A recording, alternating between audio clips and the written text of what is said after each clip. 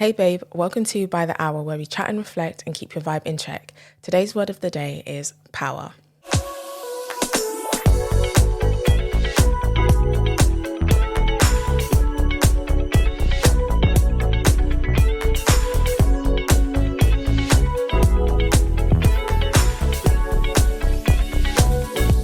Now, today's episode, I really wanted to talk about being in your feminine energy, being in your selfish era. Now, whenever you hear the word selfish, it definitely has negative connotations. But when I talk about being in your selfish era, I just mean stepping into your power and actually, being unapologetically yourself. Now, I've spoken about being unapologetically me, and the aim of this podcast is just to be my authentic self, to talk about things that, are near and dear to my heart, talk about topics that are taboo, talk about things that I believe we should all talk about. We need to have conversations about stuff. And, most of my episodes I've sort of gone through, very heavy topics and some lighthearted ones. And I've guided you guys through, the past year and a half of my life, what I've experienced. And I've spoken about my upbringing, my experience with limerence, relationships and everything.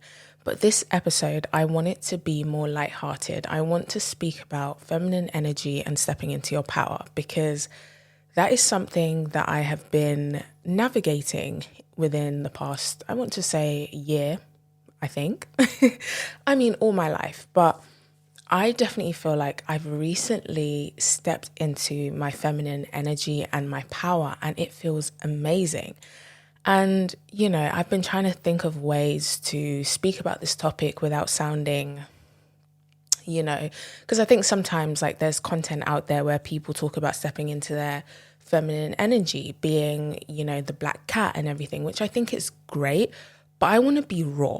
I want to be unfiltered. I want to tell the truth about my journey to getting to this stage, because it hasn't been easy. And I know a lot of people can relate to that, and it resonates with so many different women. So yeah, I really want to get into it. I want to talk about, when I was young, not having so much confidence. I mean, I only recently started to feel confident within myself. I'm not fully there, but I can say the person that I am today, I am proud of her. And I couldn't say that a year ago. And it's funny because whenever I say that to people and whenever I have these conversations, people always say to me, but you seem very confident. You don't seem like someone, who had low self-esteem or who was shy or who lacked confidence. And I think it's because I'm someone who's very good at masking.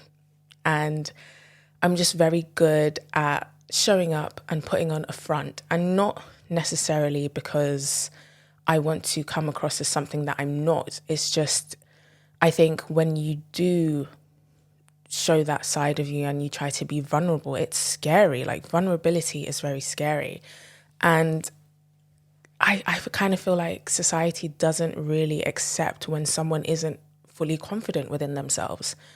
It's really looked down upon. It's definitely something I want to go into more detail about on this episode, when it comes to, your appearance or how you feel about your body and stuff like that, or the person that you want to be.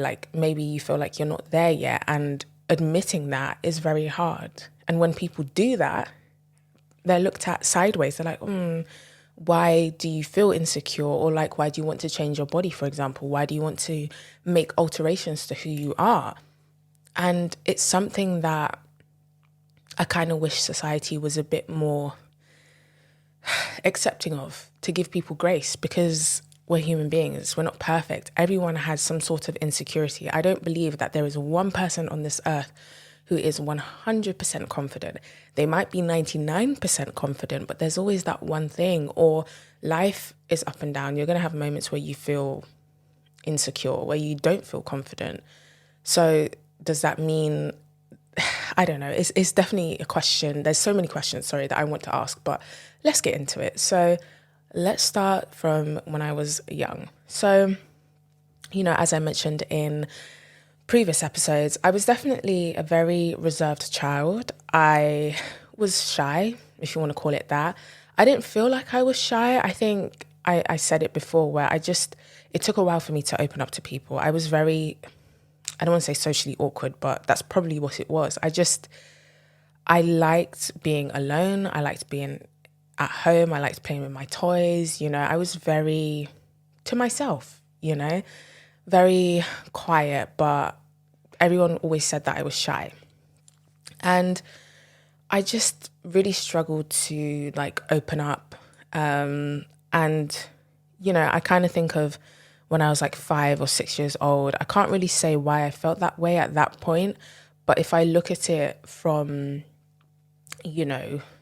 now, like in hindsight, if I think about it, I definitely believe it was a childhood thing of just like, again, my relationship with my mum and like how she wasn't the most loving and maternal, and she always sort of picked me apart, and that started very young. And so I guess that made me quite reserved, that made me shy and like not very confident. And I didn't trust people. And trust is a huge thing that I still kind of struggle with. I don't trust people. So I've always had that trait, even as a kid. So I was very reserved. I would just kind of like keep to myself. So I think as I got older, obviously when you go through puberty and everything, like you start learning about your body, you start feeling insecure about stuff. And I developed quite early. I am a big chested girl, like I always have been, and it was something that I was insecure about actually. So I think I started developing when I was about like 8 or 9. And, obviously us girls, we know once your boobs start to come in, they hurt so bad. And so my chest started to hurt and I was like, this is awkward. Why am I getting boobs? Sorry, excuse me. I was like, why am I getting boobs that are like kind of like massive and they hurt?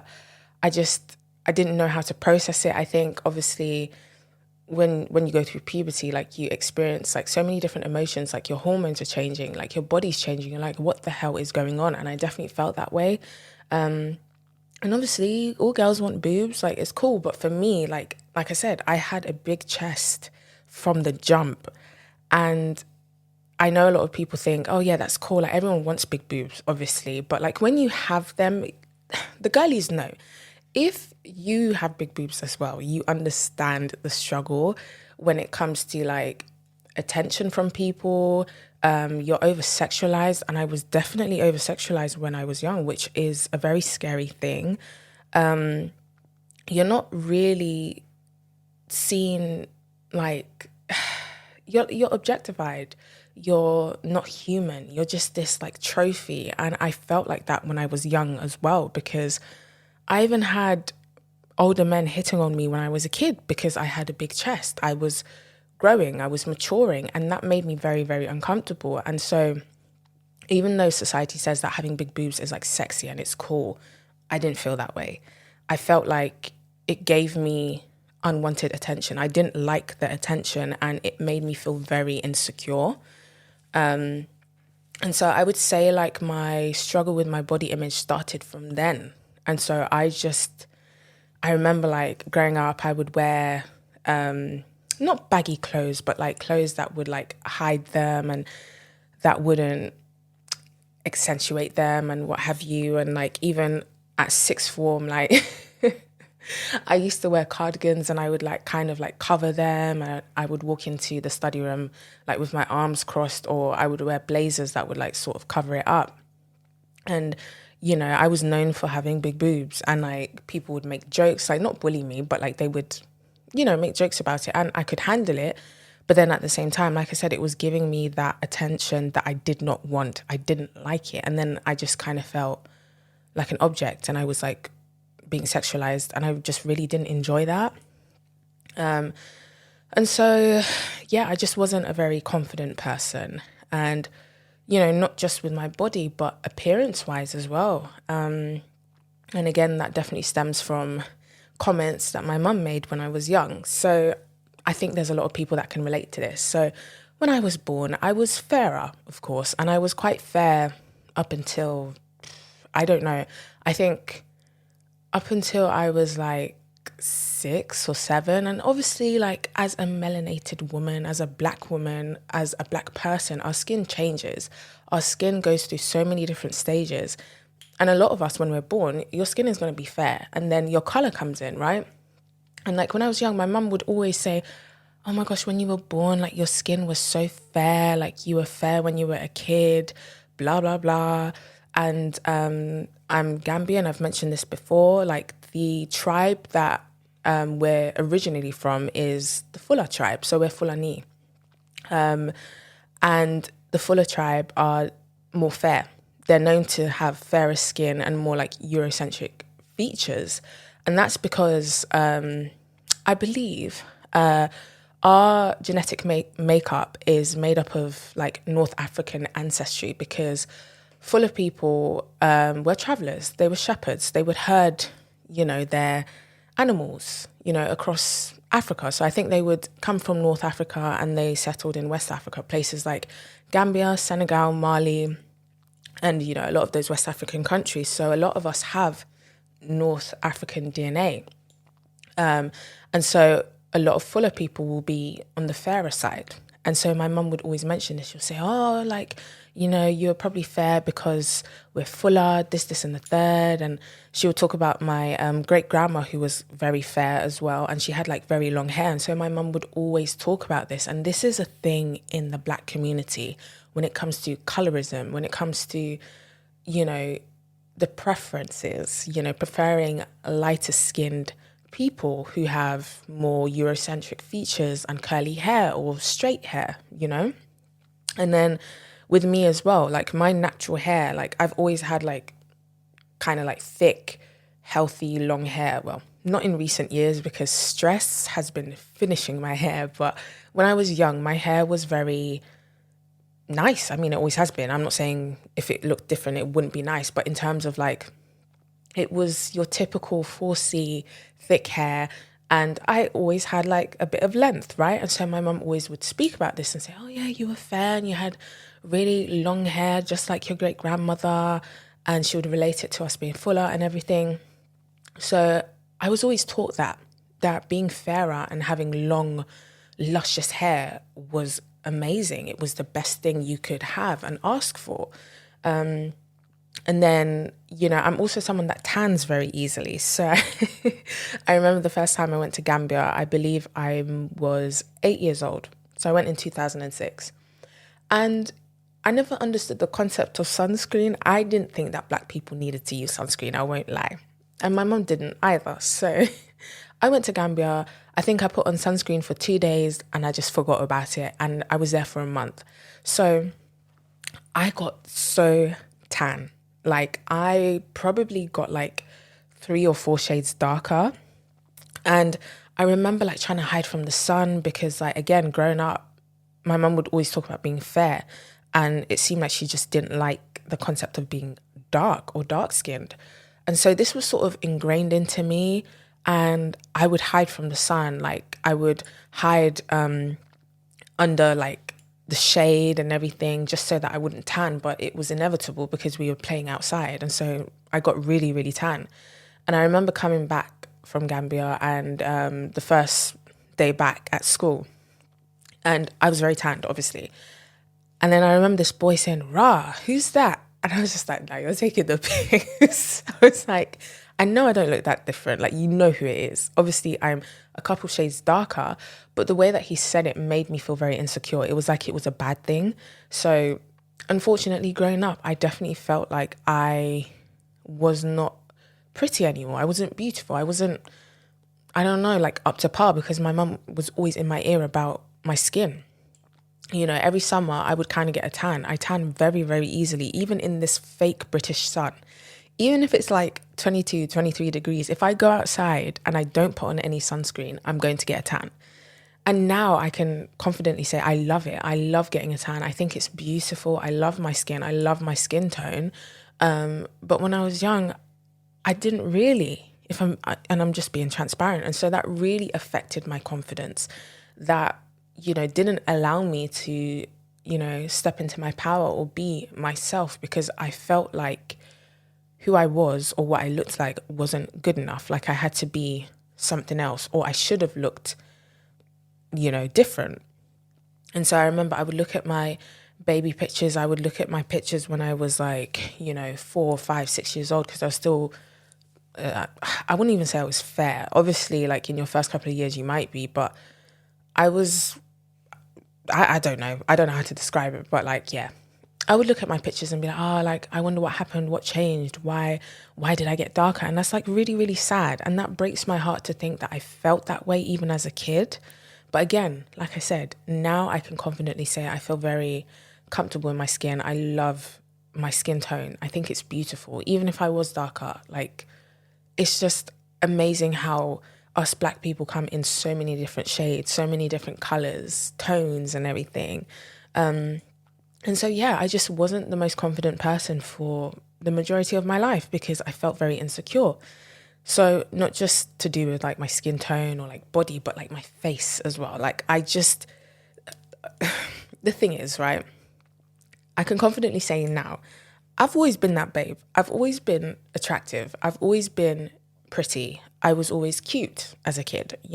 That's what people would say. They would always say that I was very adorable or cute. Like, people would always say, oh, I had a really cute nose, or, like, no one ever made me feel as though I was quote unquote ugly. I really don't like the term ugly, but I digress. So no one ever made me feel that way.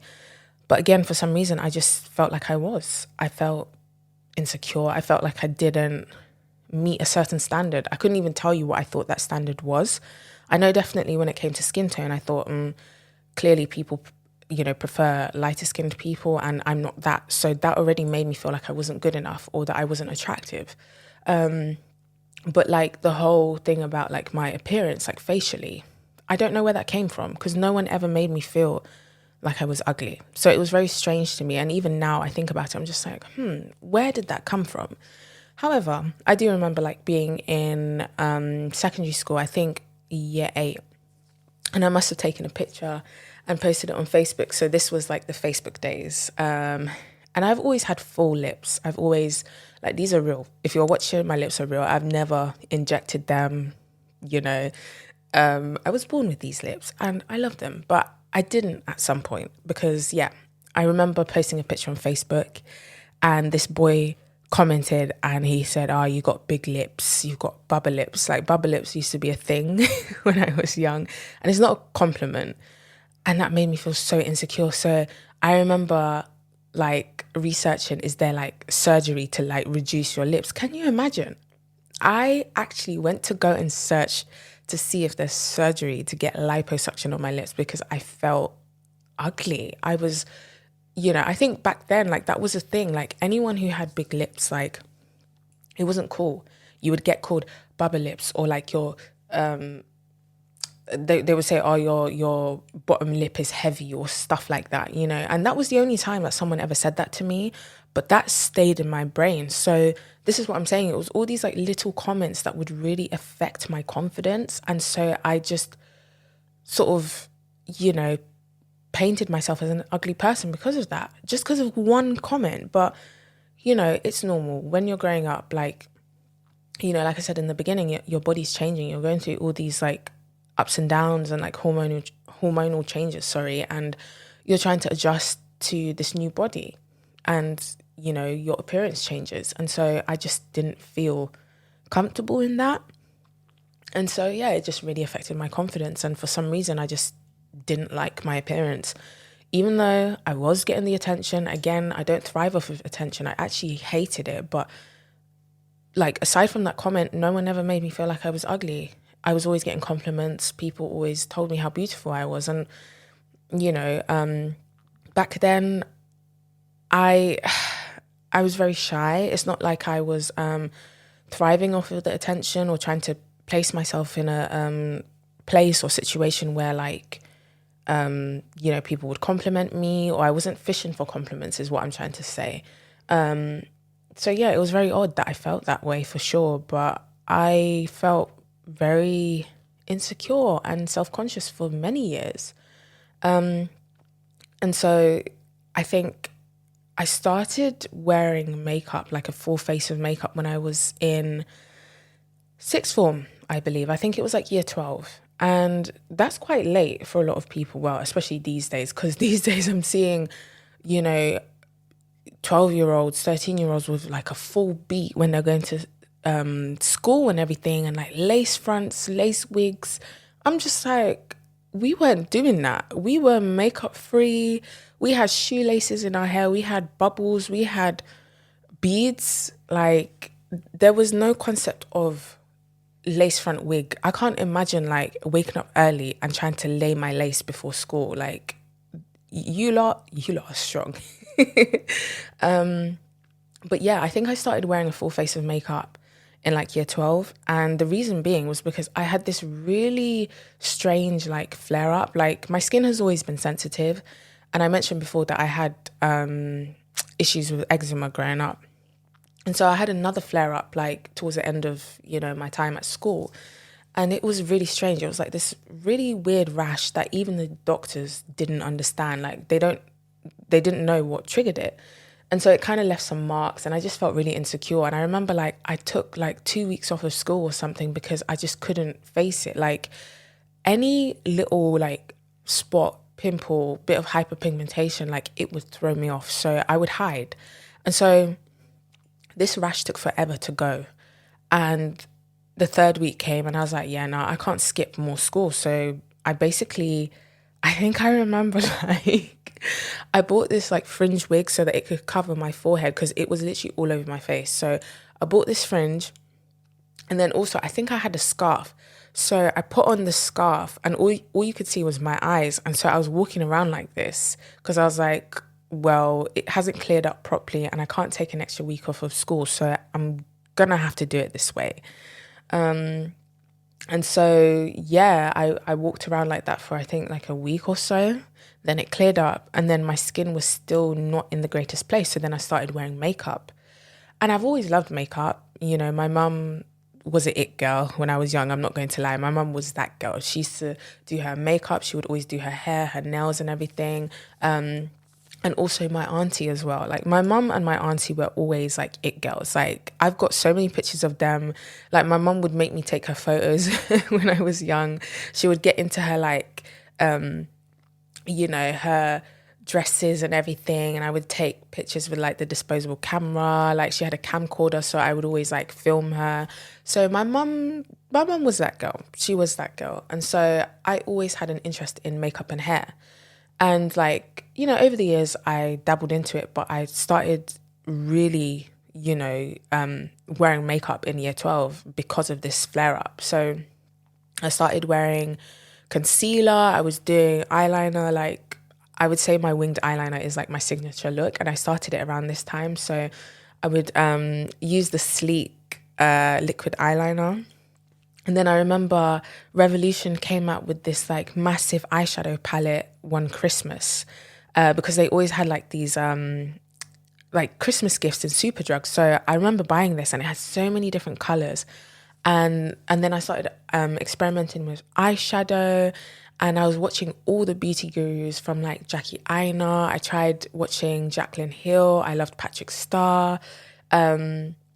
Even the British YouTubers like Beauty Crush or Sammy Maria now, Patricia Bright, even though she wasn't too, into makeup and everything, but when she did, like, I would watch her tutorials. I would watch everyone that you can think of. And so I would like learn how to do like a cut crease and like all these like crazy eyeshadows. And I really started to fall in love with makeup. But then it got to a stage where I felt like I couldn't go anywhere without wearing makeup. And that was very hard.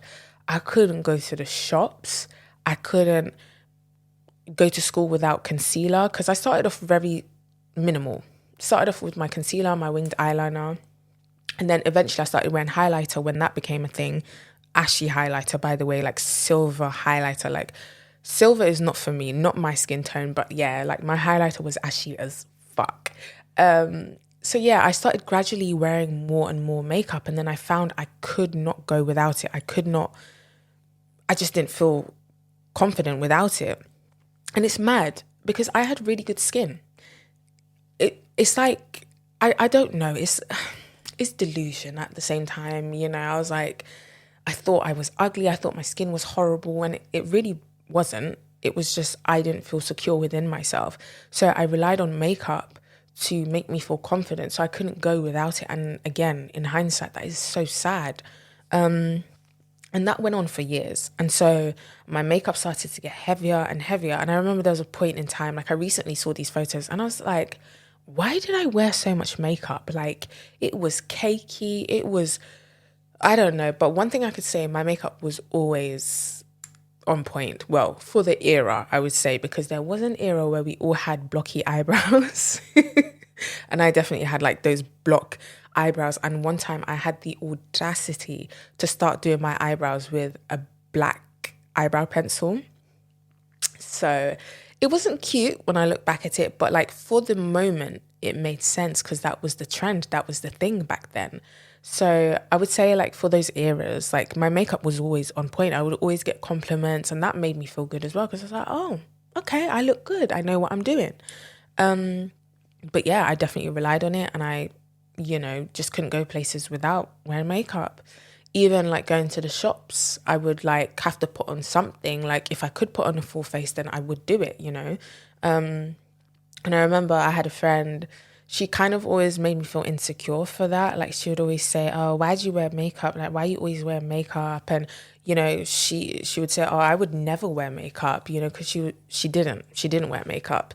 I now know that I think she kind of felt a bit, I don't know, I can't speak for her, but I kind of know why she would say that because then years later she would ask me to, show her how to do her makeup and do some whatever. Anyways, I'm not going to get into that. But yeah, so this was a period in time where I just didn't feel great within myself. Like my mental health definitely was in the bin. It was in the bin. And it makes sense, that I felt insecure because I didn't feel good within myself. So everything else was shit, basically. And so how I viewed myself was negative. And so I just hid behind this mask, literally hid behind makeup. Also, so now I have nicely shaped eyebrows, but all my life I've always had sparse eyebrows which had no shape. And I was so insecure about it. Like no matter how much I tried to shape it, every time they would grow out, there was no shape. And I always hated my eyebrows. And that was one thing that I felt very insecure about. Obviously, later on in life, I think just before the pandemic, I actually got my eyebrows microbladed and it was the best thing I've ever done. Don't regret it at all. And that being said, like, I think if there's ever anything that you want to change about yourself, I think go ahead. As long as you're doing it for you and you're doing it for your own confidence, I don't think there's anything wrong with that. And like getting your eyebrows microbladed, it's not that deep. It definitely helped to frame my face and I'm so glad that I did. So that's one thing or one procedure, if you want to call it that, that I got that I don't regret. And I'm glad that I did because it definitely boosted my confidence. But like, aside from that, like my whole approach to makeup back in the day, it makes me sad that I felt that way, that I felt like I was only beautiful with makeup on because I was beautiful naturally. I am beautiful naturally, but I didn't feel that way. And as I mentioned, that's definitely something that stems from childhood. So I've definitely gone through like a lot of ups and downs when it comes to myself. And like I said, like when I tell people these stories, they're like, really? Like you don't come across as someone who is insecure or self-conscious. That's because I had to do a lot of work on myself. Like it takes time to shift these narratives about yourself to, overcome these insecurities. Like it doesn't happen overnight. And this is why I'm saying, like, whenever people talk openly about their insecurities, it's like society looks at them sideways or judges them for not feeling good about themselves, which doesn't make sense because we are humans at the end of the day. And there's so many, things out there, like so much pressure to look a certain way. And it's not just with women, it's with men as well. And we don't speak about that enough. Like, there is a pressure for men to be muscly, to have, a chiseled jaw, to have a six pack. Otherwise, they get called, an uncle if they have like a bit of a belly, or they say that they have a dad bod. And it's just like, it's really sad that we have these parameters in society. Like we come in all shapes and sizes. It's normal. We're human beings. Our bodies fluctuate, especially us women, when it comes to our hormones or when we're on our periods. When I'm on my period, I'm bloated as fuck. Like, I look like I'm about 4 or 5 months pregnant, and that's okay because my body is going through things. Like, it's absolutely normal for your body to change. It should change because it needs to adapt to its environment. It needs to adapt so that it, keeps you healthy and it functions. And so, like, yeah, there's like so many pressures to like look a certain way. And I can recall so many different eras of like certain body types that were cool. When I was young, it was being slim. So when I say when I was young, I mean like the early 2000s or like the 2000s, that Kate Moss look. I think I remember watching like a video a few years ago on YouTube about like all the different body types and like, over the decades, like what was cool. Like in Marilyn Monroe's era, being curvaceous like that was, the norm. That was the thing that people desired. And like throughout the years, it's really changed. And I remember there was like a part of that video where like in the Victorian era, like being more voluptuous was more attractive, or it was like a sign of wealth. So it's just so funny how society goes through all of these changes. And then, after the 2000s, the 2010s, it was the BBL era. It was like the curvy era. Like everyone was trying to get that Kardashian body. And now everyone's going back to being slim. And it's just like, do you look however you want to look? Like, who cares what society says? Because it's going to change in 5 years' time. I wonder what the next one is going to be, And like I said, I think we speak about it when it comes to us women, but we don't talk about, body image and confidence when it comes to men. And obviously I'm a woman. I'm talking about my experience as a woman. I can't speak for men, but, I've listened to a few podcasts and watched videos of men talking about this, and it would be nice to see more men speak about, the pressures that they feel to look a certain way, because it humanizes their experience. Whereas at present, it's just like, I don't know, it feels like some of the men that do speak about it, like, again, they're looked at sideways, which I don't understand.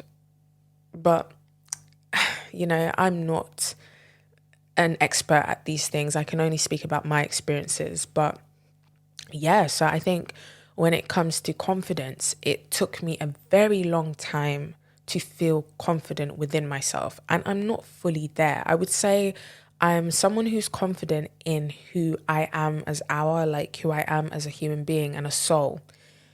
But like when it comes to my body image, unfortunately, I'm not there. And I'm just going to be transparent about that.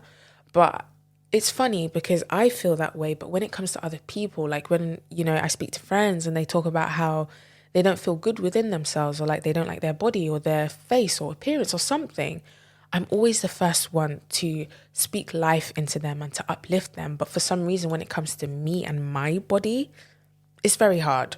But like, it's very hard. But like when it comes to like everything else about me, oh, I'm confident. I feel so much better within myself. And, who I am right now compared to who I was when I was younger is like night and day. They're two completely different people. And I'm proud to say that. But it was hard to get to this stage. Like it took a lot of reflecting. I really had to put the mirror up to myself and look at myself for who I am and ask myself where this insecurity and lack of confidence comes from and try to understand it.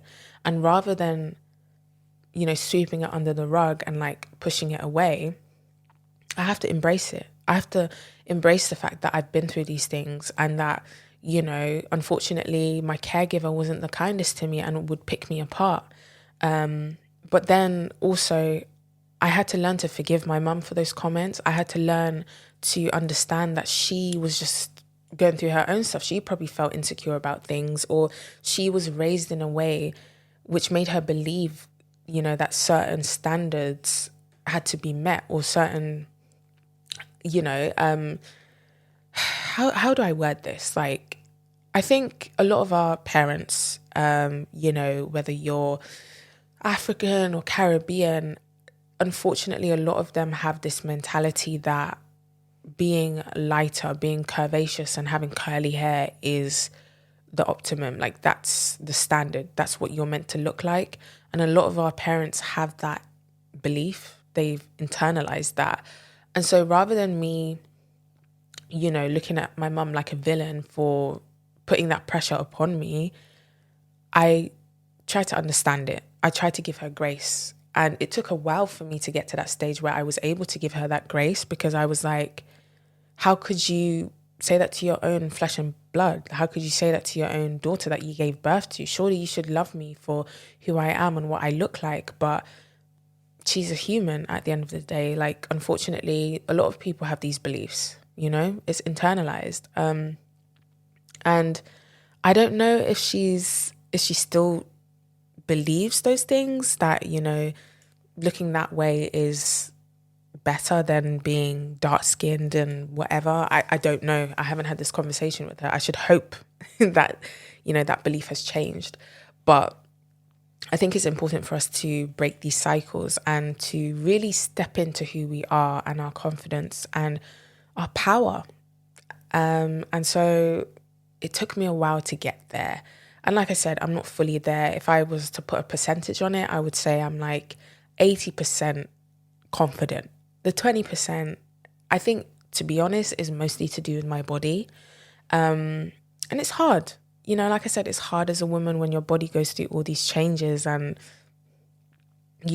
some days I like my body, some days I don't. But that's just me being transparent. But like I said, in terms of who I am, how I treat people, my morals, my beliefs, my soul, like who I am at my core, I'm so confident in who I am. And I was made to feel like I shouldn't be by so many different people, whether it's family members, whether it's like past friendships that I've had or relationships, made to feel like I wasn't good enough or I'm supposed to be at a certain standard. Fuck what people think. Fuck what, kind of standards people put on you, including society. Because like I said, it's going to change tomorrow. I guarantee in 100 years' time, I don't know, no one's going to care about this stuff, because we have to let go of these things at some point. We have to step into our power, especially as women, because we're made to feel like we have to be a certain way. We have to do things for the male gaze. I couldn't give a damn. At some point, I probably did. And we all go through that. And it's normal. I wouldn't, put anyone down for, wanting to alter their appearance because of that, because it's just ingrained in society. But I can confidently say that I've got to a stage where I don't care about what other people think of me when it comes to my appearance or how I should look or how my body should be. I care about how my body should be. And, I can't deny that maybe some of my beliefs come from societal pressures. I'm not going to say that I've just miraculously, it's come out of nowhere. No, there's definitely going to be an influence there. But I think it's important to acknowledge that and hold yourself accountable, It's like, when people talk about wanting to get surgery, of course, there are like reasons behind that. It's, I would like to say that if I was to alter my body, it's because I'm doing it for me and I'm not doing it for, the male gaze or for anyone else. It's because maybe I don't feel too confident within myself. So maybe I would like to do something. I'm not saying that I am, by the way, I'm using this as an example, but, I could say that, oh yes, I'm just doing it for myself. I don't care about what a man thinks or what society thinks about me. But the truth is, there's probably an influence from these societal pressures, from society saying that I should look a certain way, especially as a Black woman. Because if you're anything other than curvy as a Black woman, you're just deemed as like not attractive. So like if you don't have a big bum, if you're not curvy, with a slim waist, with a flat stomach, apparently you're not attractive, which is bullshit. And it's very difficult hearing these sort of comments, because I'm not going to lie, I'm not someone who is the most curvy. I don't have the biggest bum. It's very average. I've always been insecure about it, if I'm being honest with you. But again, no one has ever really said that to me. Like, no guy has ever said that to me, you know. I always make jokes about it when it comes to myself, but again, it's definitely like a societal thing. It's like, because at some point that BBL look, that curvaceous look was a thing. And it was like, if you don't have that, you're not good enough. So then that really affected my confidence. And so, yes, there were moments in time where I was like, maybe I should get a BBL. Maybe I should change my appearance in that way, sort of alter my body so that maybe I can fit that standard. And I think a lot of us have thought that before. And at the same time, I don't think there's anything wrong with that as long as you're being honest and authentic to you. But I think there is a problem in wanting to change yourself to appease other people. If you want to get surgery, by all means, I don't shame people for that. If you're going to do something to your body, to your face, to whatever, do it, but do it for you. Don't do it for other people. Because like I said, society changes its mind as like every single second. 1 minute, the ideal body is the Kate Moss look. The next minute is the Kim Kardashian look. It changes all the time. So it's like, why try to appease society and other people when it's your life, it's your body? This is our vehicle. You have to keep it healthy and keep it running. Are you going to go through all of these procedures because other people are telling you that you don't look good enough to them? That's insanity to me. But if you don't feel confident, I was going to say comfortable, but yes, if you don't feel comfortable within your skin, if you don't feel confident within yourself because you genuinely don't like something about yourself, by all means. I don't think there's anything wrong with changing yourself. I would never judge anyone for that. I've definitely considered a lot of things, but for me that stemmed from insecurity, and that stemmed from comments that my mum made when I was young, or that comment that boy made about my lips. I wanted to go and liposuction my lips. Oh God. But I think when it comes to like cosmetic procedures and like altering your appearance, it's important to think about it. Give it some time, give it some years. You might change your mind. I know I did. Obviously, I love my lips now. Even with my nose, at some point I thought, oh yeah, I'm going to get a nose job. No. I love my nose. It's like one of my favorite features on my face. But imagine if I succumbed to that. Imagine if I gave in to that when I was young. You know, I probably would have regretted it. So I think it's important to,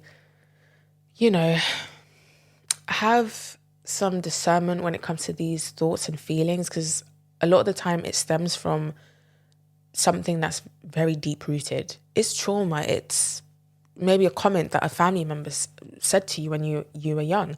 You know, them aunties, when you've gained weight, they say, but you've gained weight though. Shut up. That's one thing. Let me get into this. Like, the aunties who constantly talk about your body when it goes through changes and they have no filter. It really pisses me off. And it's not even just the aunties. It's just people in general who don't have those boundaries. And sometimes I like to give people grace and like the benefit of the doubt that, maybe it's just like a cultural thing. Because I know it is, especially in African culture, they just don't know how to keep certain comments to themselves. So they'll like, let's just say you have acne. I know I experienced that because I had a, really difficult experience with acne for a couple of years, like during COVID. And my mum would say, oh, what's going on with your face? Can you not like use something to make it better or get rid of it? I was just like, well, what a way to make me feel better about myself. Like, do you not think I already know that I look like a pizza? Like, why do you have to like, bring light to it and everything? But I think, like I said, I started to understand that sometimes some people don't mean any harm by it. They just have no filter. But then there are some people who are very malicious when it comes to it. I just think when it comes to someone's like image or like body, don't comment, because you don't know how someone feels about themselves. So you might say something that will trigger them. And I definitely have experienced that. But, as I've gotten older, I've learned to embrace these things. I've learned to understand that some people just they just don't have any filter. And that's that. Sometimes you do have to put people in their place. I think, if someone is constantly, crossing your boundaries when it comes to that. I had to do that with my mum because, my weight would fluctuate. There were moments where I was heavier. There were moments where I was really slim. So when I would gain weight, she would say, oh, you've gained weight. You need to lose this weight.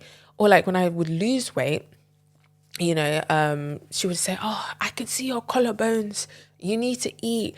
And so like, I think it makes sense as to why I struggle with my body image, because I was always having these like ups and downs, and my mum would comment and it was like, well, am I fat or am I slim? Like, I couldn't understand, like, but I think we have to break these cycles. We have to be, the parents that don't do these things, that ask our children if they're okay. Like, if they feel insecure about something, like speak life into them. I think, there's only so much that someone can say to make you feel more confident within yourself or make yourself feel better, because I know that I'm definitely that person for other people. Like I said, when I have friends who, tell me that they don't feel so great about themselves, or like maybe they might want to get a procedure or something, I'm always the first person to say, but you're beautiful the way that you are.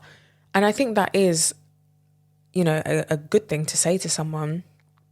But sometimes it doesn't help, like, even though it comes from a good place, sometimes it doesn't help. And I recognize that, because it can sometimes invalidate how they feel about themselves. So I think you kind of have to play it by ear and understand, sometimes it's not needed. Like, you don't need to say that. You could say, well, I think that you're beautiful, but if you feel like you want to alter your appearance or do whatever, by all means, just do it for you and do it for the right reasons. I think that's a, good way to go about it. But I think as women, we go through a lot, and we go through so many struggles when it comes to appearance and like confidence. And, like I said, if you're a woman who is not very confident within yourself, like, you're looked at sideways, and it's a shame, because it's like, well, society tells us that we have to look a certain way. And if I don't meet that standard, obviously I'm going to feel shit about myself. Like, it's difficult to have confidence sometimes. Like, it takes time. It takes a lot of work. And I had to do that. Like I said, I had to put the mirror up at myself and be like, this is who you are. You have to embrace it. You are a beautiful person. Like, your soul is beautiful, and you're beautiful on the outside as well. And I think I had to get knocked down. I had to be at rock bottom for me to get to a stage where I had to pick myself back up and be more confident, or at least work towards being confident. And I think I've always been someone that wanted to step into my power. I wanted to be confident. I wanted to be that girl, because, like I said, no one else ever made me feel like I was ugly or I wasn't good enough. It's a select few. And the maddest thing is, like, nobody should ever have that power over you, especially as a woman. Like, we are capable of so much. We are amazing. Like, women are just the coolest people ever. I think I'm not going to say we're better than men. I would never say that. But being a woman is amazing. I'm so glad that I'm able to, express my femininity in so many different ways through the way I dress, how soft I am, the makeup looks that I do, when I'm natural, when I do different hairstyles, when I have my natural hair out. Like, it is so amazing how multifaceted we are as women, and how we come in all shapes and sizes, so many different tones, colors. I just love women. I am a girl's girl through and through.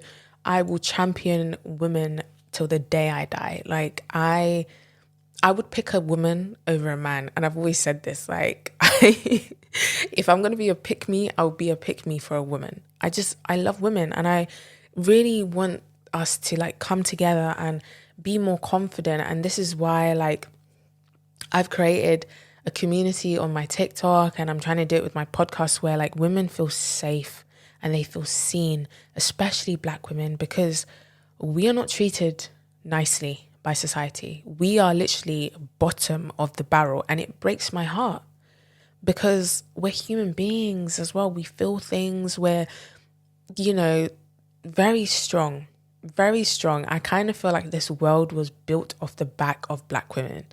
And for some reason, no one cares about us. And so we're made to feel like we're not good enough. We're made to feel like we shouldn't be confident. And that's another thing. When you see a confident Black woman, why is it that she's labeled as arrogant or a bitch? Or, oh, she thinks she's nice. No, you think I'm nice. That's a compliment to me. But it's like whenever society sees a really strong, confident Black woman, she's a threat.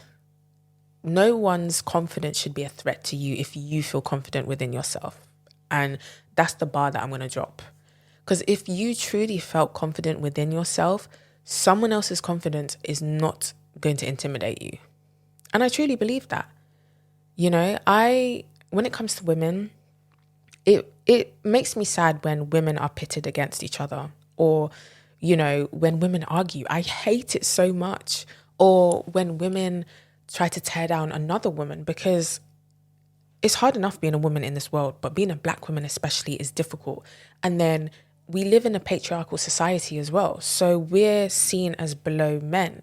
So then you as a woman are trying to bring down another woman. I hate it. I hate seeing that. So that's why for me, my platform is for everybody. I don't care what you look like, where you're from, your religion, I don't care. You know, I love everyone equally, but I especially love women because I know how difficult it is to be a woman, because I am one. You know, when it comes to how I feel about myself, appearance-wise, my body, how I am in relationships with men, there's so many different pressures out there. So it's very difficult. So it's like when women are pitted against each other, when they're dragging each other down, I just hate it. I hate it. Or I hate seeing women not being confident for whatever reason, whether it's because they don't feel confident within themselves, or a man has made her feel like she's not good enough, or another woman has made, do you get what I mean? Like it sucks. And so that's why I want to create a platform where I can uplift women, because we deserve it. We deserve it. We've been through so much. We go through so much, especially when it comes to being mothers. Obviously, I'm not a mother. I don't know what it's like to be one. But from my experience as the eldest daughter, that's hard enough in itself. Having all this responsibility, but then trying to maintain this upkeep of being a quote unquote attractive woman, or being the woman that I want to be, like stepping into my power. It's so difficult when I have all of this responsibility or all of this pressure put on my shoulders. It's difficult, you know? So I think when it comes to like uplifting women and supporting one another, like that is like very important to me. Very, very important to me. So that's why I've created this podcast, this platform, to create a safe space for us, to uplift us and breathe life, speak life into women. I get so many different comments on some of my videos where I speak about being the eldest daughter, where I've talked about, you know, past relationships, my experience with limerence and everything. And so like I get so many women in my comments being like, you don't know how much this makes me feel seen. Thank you so much. You know, like it warms my heart when I hear that. Like it's not about me. For me, it's just me being vulnerable, sharing my story so that someone else can see it and be like, do you know what? I am so glad that this person is speaking about this, because I feel exactly the same. And so then maybe they can speak out about it, or even if they don't want to speak out, at least they feel seen and they feel like it's not just them. And then seeing someone who looks like me, a Black woman, I'm a dark-skinned Black woman, seeing me on TikTok or YouTube or wherever you watch me, seeing me talk about these things and having that make you have some sort of like confidence or more self-belief, that means a lot to me. You know, I'm not doing it for any notoriety. I don't care. Like, I don't know how long my content creation career will last, or I don't know where life is going to take me, but I feel proud of myself knowing that I've made an impact on so many different women's lives, because that, I feel like that's part of my purpose. I feel like I'm doing what I'm made to do. And if I can speak life into different women, especially women that look like me, I feel like my duty here on earth is done. well, it's not done because I'm still going to continue to do so, but I'm fulfilling my purpose. And I feel like my purpose is to use my voice and make people feel seen and uplift them, allow them to step into their power. It's not me that's going to, allow you to step into your power, but like if I can open the door to make you see that, a lot of these experiences that we have as women or as Black women are normal, and you shouldn't feel ashamed for what you've been through or how you feel about yourself. If I can open that door for you, if I can give you a different perspective, that just warms my heart. It means so much to me. So I think it's very important for us to come together, create a safe space for us all to, be more confident, step into our power, be boss bitches. Like, I definitely feel like I'm in my boss bitch era. I'm in my selfish era. I'm choosing myself for once. And I've spoken about this a few times in like a few TikToks where at first, like, it felt very weird. It was like there was friction that I felt because I felt guilty for setting boundaries, which is crazy. But again, life and society has made me feel guilty for choosing myself. Because apparently women, we're supposed to cater to everyone else. But what about us? And so once I started doing that, it felt good. I don't have any regrets. I don't regret walking away from certain connections with people. I don't regret moving out of my family home because I needed to choose myself. I wanted to step into my power. I have this vision for myself as a woman that I would like to be. And not in a superficial way. I mean, as in at my core, like my soul, like who I want to be as a spirit and a soul, not what I look like physically. Of course, I do have aspirations for that. Especially health-wise, I want to look after myself. I want to make sure that like I'm healthy so that when I am ready to become a mother, like I don't have any issues there or complications, So I just want to look after myself for once instead of constantly doing it for other people, which is great. I think it's a great trait to have, but I'm tired of neglecting myself. And I feel like a lot of us women do that. We live for other people. We always uplift others, but what about me? A lot of people may ask like, Aura, what have you done to be in this confident space, to feel more more like you, to step into your power? I mean, as I said, it took a lot of work. If I'm being honest, I think it took, it took me just getting to rock bottom. And I'm not saying that you have to get to rock bottom to be confident. Like, it shouldn't take that. Like, it should never get to that stage. But I think in my own experience and my situation, like I had to have my boundaries crossed, to have my trust broken, to be mistreated, for me to really see that it was time for me to choose me. And as I said, it should never get to that stage. Never. But I think because I was so unhappy, because the life was sucked out of me, because I was giving so much to other people, that's why I had to choose me. I was over it. I was tired of constantly giving so much to other people, giving so much energy, speaking life into others, but not doing it for myself. It just got to a stage where I was like, no, I can't keep on like this. I can't keep going on like this because it's not healthy. So I think you have to want to be a better person. You have to want to be confident. You have to want to step into your power. Like, it's not something that happens overnight. Like, I can't go to bed thinking, oh yeah, tomorrow I'm going to be the most confident person ever and it's going to continue that way. No, but you do have to change your mentality. You have to rewire your brain in that way to start being a more confident person. So it kind of started with like therapy, even going to therapy alone. The fact that you're even thinking that, oh, I might start going to therapy, like that is a good thing. That shows that you care. That shows that you want to work on yourself and to be a better person. Like that's the first step, wanting to better yourself. And I've always been open to therapy, Well, I think the concept of therapy, like when I was like in my early teens, I was kind of a bit anxious about it. But again, I don't think that was my own thoughts. I think that was just like the influence of my mum saying certain things like, oh, why would you go to therapy and blah, blah, blah. But because I didn't like how I felt about myself, because I wasn't happy, I was like, okay, let me give therapy a go. And so my first experience with therapy was a bit difficult, because how old was I? I think I was about 16 or something when I first started therapy. And I was referred for CBT therapy, which is cognitive behavioral therapy. And at this point, my depression was really bad. My anxiety was awful. And so I personally feel like at that point, CBT therapy was not right for me.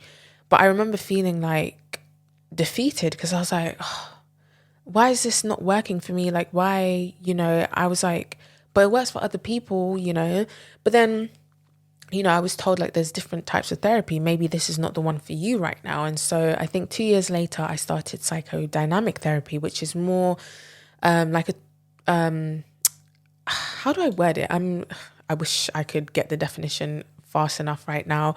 But basically, the therapist sort of like prompts you and asks you questions so that you can like do some like deep thought, like you can like talk about your experiences. It's like the therapist kind of guides you through it. They don't do most of the talking, like you're doing most of the talking. And I feel like I needed that. I needed someone to just listen to me. So psychodynamic therapy was so good for me back then. And it allowed me to like look within myself and to understand some deep rooted trauma. And so I was able to learn more about myself and like hold myself accountable as well.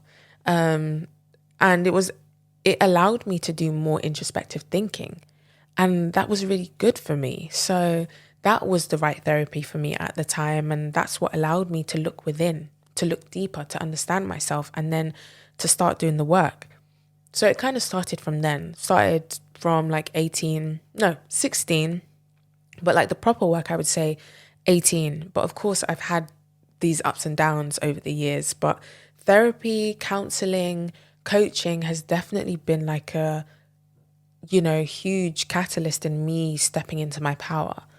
But, I've had ups and downs where I've been really confident in, my pursuit to healing and like going through therapy and counseling and all of this. Or like I would read or attempt to read self-help books and like watch these YouTube videos. And then once I started getting into TikTok, like watching a lot of these TikToks to try and work on myself, like, I've had moments like that, but then I've lost my way. I've like gotten overwhelmed, or like, things were still triggering me, or like certain experiences that I had. I think definitely like having people in your life who don't have the best intentions or who are negative, that can impact you as well and impact your confidence. So, having that tumultuous relationship with my mum was difficult. Certain relationships that I had or that I was in definitely affected my confidence and took my power away. So there was these ups and downs, but I think the past year and a half, like I really had to hold myself accountable and be like, Awa, you can't keep feeling sorry for yourself. You can't keep being in this victim mindset. And I used to hate when people said that, like, oh, you're in this victim mindset, but I kind of understand what they mean. But at the same time, I do give myself grace because I have been through a lot of stuff. I am a human, as I love to say. My body is reacting to what I've been through.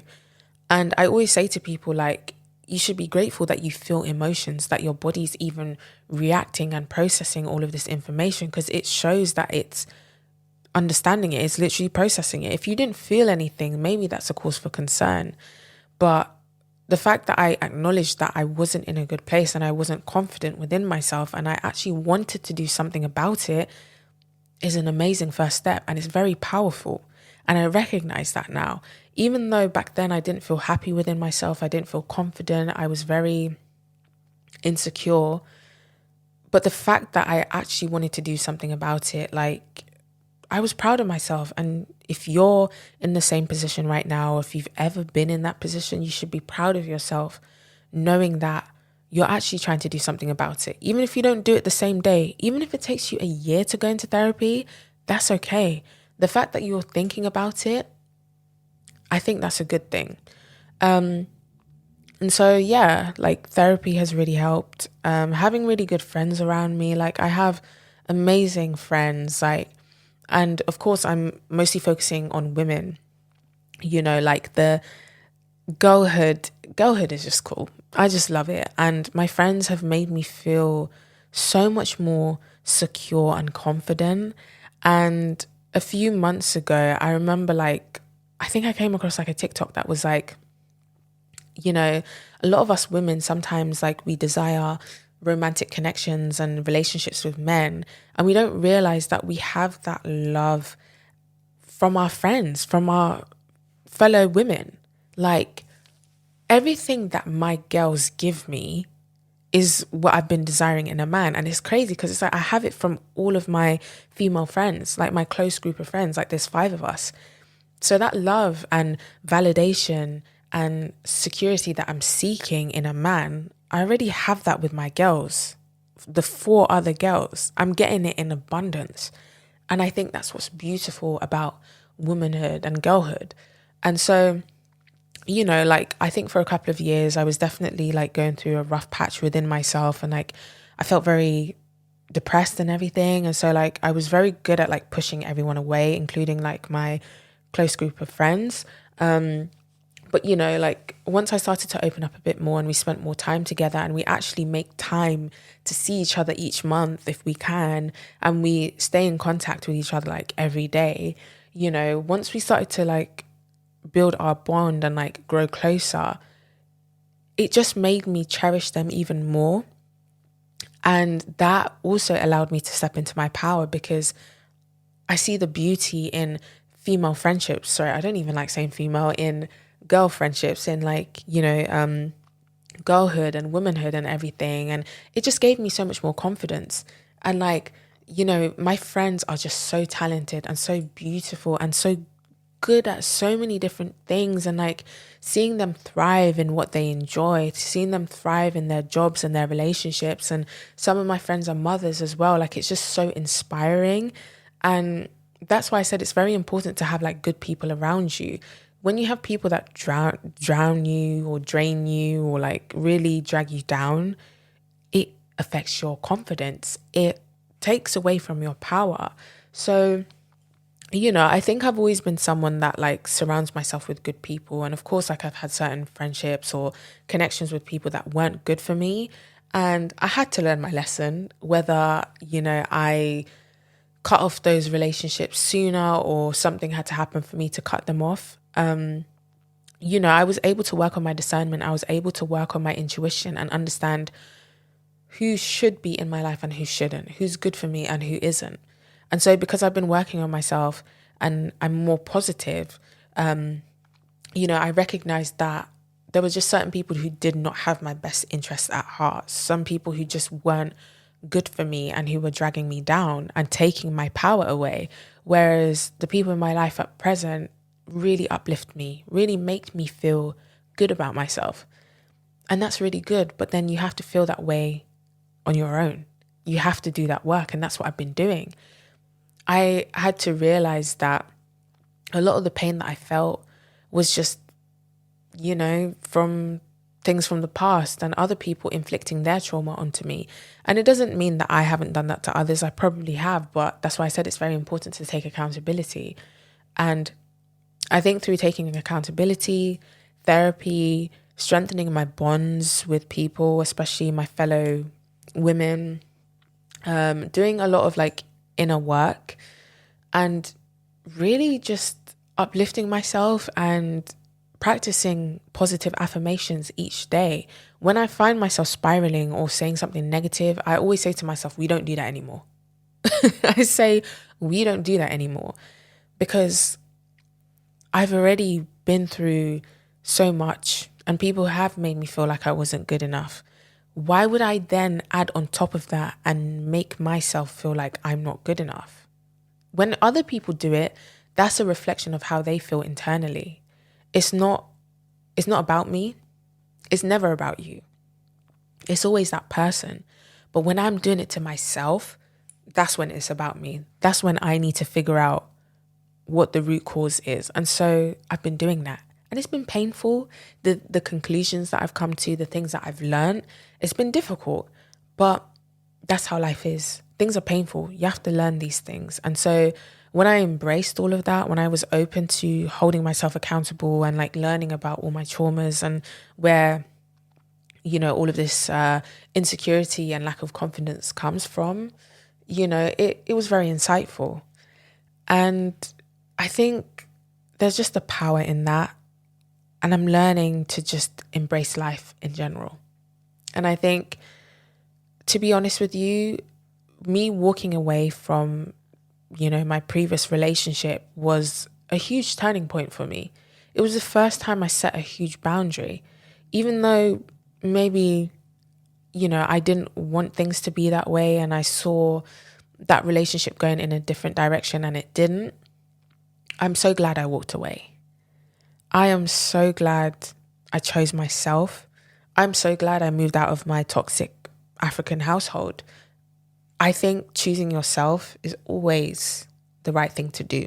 In certain contexts, of course, because, as I said, sometimes the word selfish can have negative connotations. Like there are people who are selfish in a negative way, but in this context, when it comes to me stepping into my power and being a more confident woman, I think it's important for you to walk away and choose yourself. Like there's no harm in that. And I'm learning that. And I'm just so glad because I'm so much happier now. Like I think the best compliment for me that I've received or I keep receiving recently is that people have been saying that I seem happier, like I'm glowing, I'm lighter, like even in my voice, like the way I speak, like I sound happy and I am. And that's because I chose myself. And I'm so glad that I did. And because I'm in a better place and because I chose myself and I'm happier, I'm able to uplift other people even more now. And even though I've always been that person, there's more passion behind it. And that just makes me so happy. And I'm just so glad that I'm finally stepping into my bad bitch era. Like the things that I've been able to achieve since stepping away from certain things, since choosing myself, I wouldn't change it for the world. So yeah, it's been a journey, definitely, and it hasn't been easy. But I think when you want to step into that strong feminine energy, that black cat energy, as they call it, where you set boundaries, where you don't give a fuck, where you're really embracing who you are as a woman and your power, and especially us black women being unapologetically black. I will never apologize for being a black woman. It is one of the best things about my life. If anything, it is the best thing about my life. I'm so proud of who I am. I'm so proud of how far I've come and what I've been able to achieve and how I've been able to touch people through my videos. I didn't start off posting on TikTok thinking that I was gonna, inspire anybody.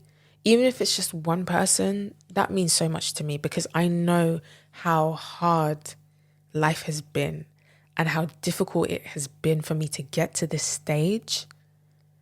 It's mind-blowing to me. Just the past year alone, what I've been able to achieve and the conversations that I've had with so many different women and sharing different stories and uplifting them and inspiring them, like it's just been amazing. And that's because I stepped into my own power and I'm much more confident now. But yeah, guys, before we wrap up the episode, I obviously will give you a glow tip of the week.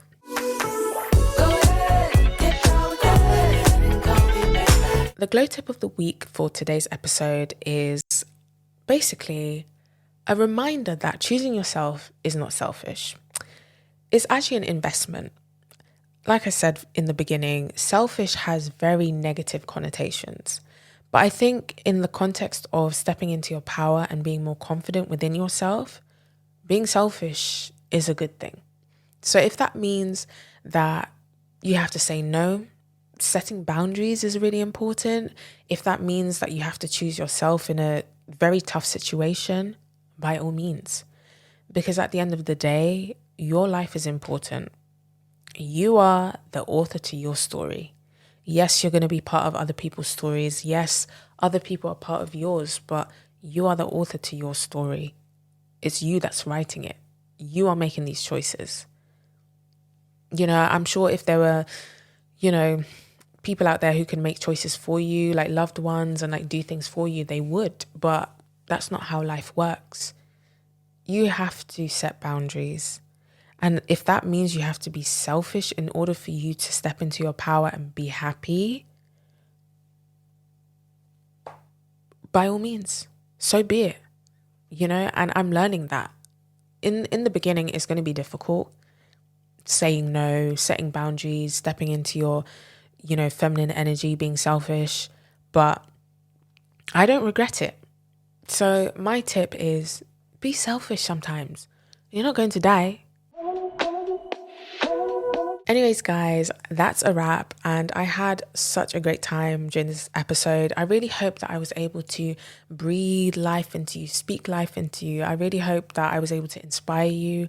Obviously for me, I like to be vulnerable and be honest and open about things. And as I said, my journey has not been easy, but without those struggles and without everything that I've been through, I wouldn't be who I am today. I wouldn't be the amazing woman that I am today. And I'm just so grateful for everything. And the fact that I'm able to share these stories with you honestly means a lot to me. So yeah, thank you for tuning in. If you enjoyed that episode, please, please, please let me know. If you're watching on YouTube, please like, comment, share, just let people know. Don't forget to subscribe as well. Guys, I am so shy when it comes to like promoting myself. I know it has to be done. But like for me, I just want to post and go. But I would be so, so grateful if you subscribed, if you liked this video, if you share it, if you comment. I'd be grateful. I'd be grateful. But if you're listening, please give me a rating. You can comment as well. Let's have a conversation. Let me see what you think. Let me know, what you've done to be more confident and to step into your power as a woman. Let me know like the tips that you have to, be your full authentic self. I would love to know because I'm still growing as well. So yeah, that's that for this episode. So we'll be back again next week for the next episode. So please stay tuned. As I always say, keep glowing, stay true, and always be unapologetically you. Bye guys.